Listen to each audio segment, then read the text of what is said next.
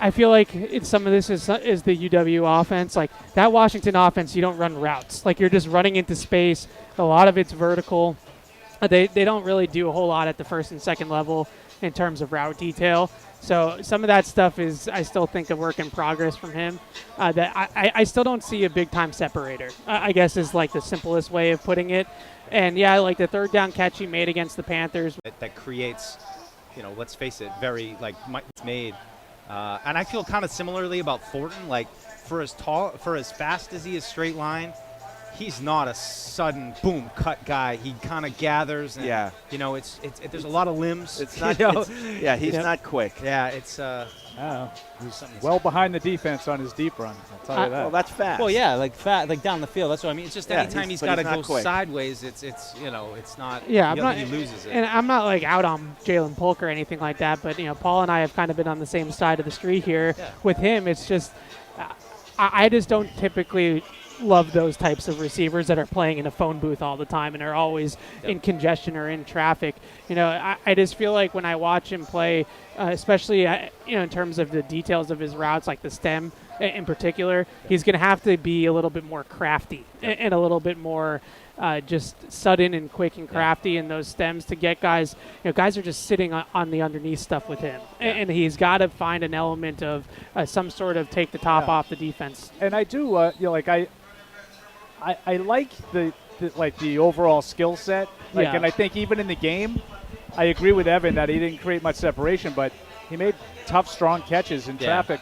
And unlike pretty much everybody else early on in that game, he was catching the ball.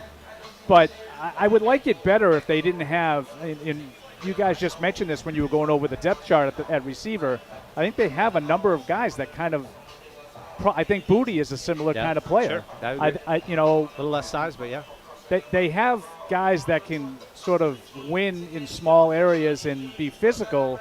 They don't have a lot of game-breaking kind of guys. Well, you're talking about a wide receiver one. They don't have it. I'm just talking about a skill set. Like, Rager has a different skill set. He's not a wide receiver one, but he can run. Thornton can run. They don't have a guy who's really good and can run. Yeah. The only guy that they have that's close to that is Pop, and we know Pop's limitations with his size and his durability. Right. He's the only one that moves differently than other guys on the field offensively to me. Yep. And I just don't look at Polk and say that he moves differently. Like that's a dynamic athlete. Yep. He just is a really strong football player, and that's okay, but it's just not dynamic. Yeah, and I will say one thing for him on a positive note to finish from those plays. Give him a chance. He doesn't get defensive back to back up. Yes. Right, the defensive back's just sitting there the whole time waiting for him to run the break.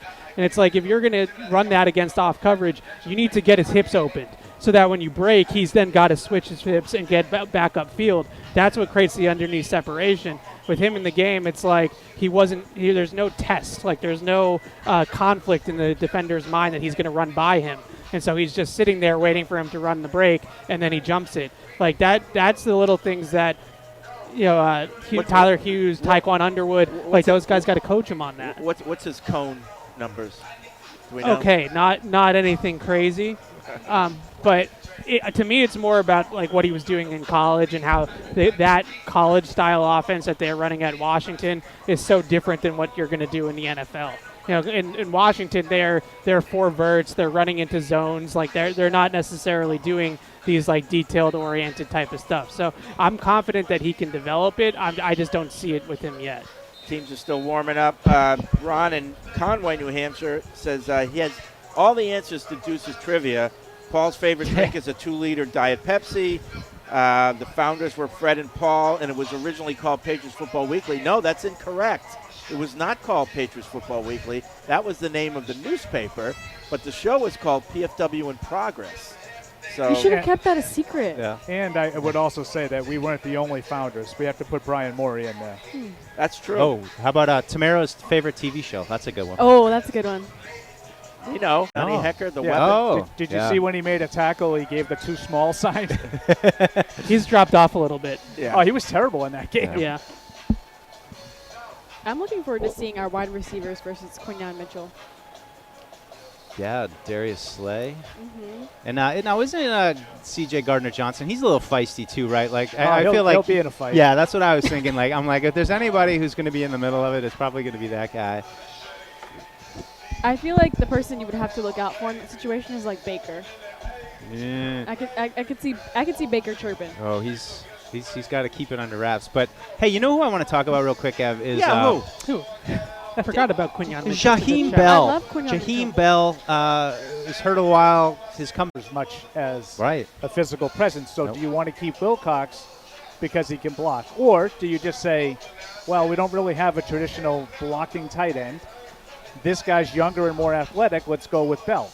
I personally would go with Bell. Yeah. Now, I've seen absolutely nothing from Bell in camp Yep. No, I know. And that's because he hasn't been out here enough to make an impression. But I personally would rather go with an athletic guy who might potentially have a higher ceiling. Yeah, and I'd also say, I mean, Wilcox, drops excluded, which there have been a few of him, but yeah, like it's way too many. But is he really a TE3 that moves the needle as a, like, wouldn't I just rather keep a third tackle and, make it Caden Wallace if he's not starting? I you would know what too I mean? if they had one of those. Yeah.